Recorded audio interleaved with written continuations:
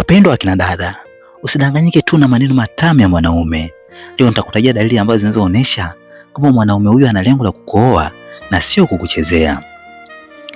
Kwanza, anataka kuwajua wazazi wako na watu wako wa karibu.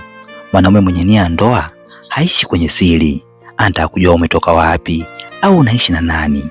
Mfano, atasisitiza akutembelee nyumbani au akupeleke kwao, sio kukuona peke yake gizani.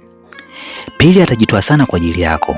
Atajitoa hata pale ambapo hali ni ngumu kwake, kwa sababu furaha yako kwake ni muhimu. Mfano, atapunguza matumizi yake, muda wake au starehe zake ili akuunge mkono. Tatu, anazungumzia ndoa waziwazi. Mwanaume asiyetaka kuoa ukwepa kabisa mada ya ndoa. Anayetaka kuoa huijadili bila hofu. Mfano, anakutumia mada ya ndoa, anakujadili kama mke wa baadaye na si rafiki wa muda. Nne, anakuheshimu na kulinda mipaka yako. Hakuoni kama chombo cha tamaa, bali heshima yake ya baadaye. Mfano, ukisema hapana, hakukasiriki wala kukulazimisha. Tano, anasapoti ndoto na malengo yako.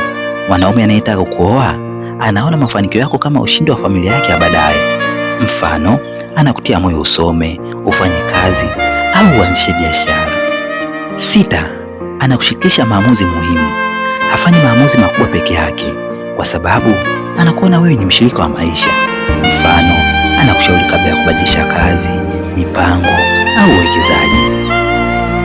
Saba, anakuweka kwenye mipango ya muda mrefu. Lugha yake hubadilika kutoka mimi kwenda sisi. Mfano, anakuzungumzia miaka ijayo akiwa anakutaja ndani yake. Na mwisho, anajivunia wewe hadharani. Mwanaume mwenye nia safi ya kufichi. Mfano, anakutambulisha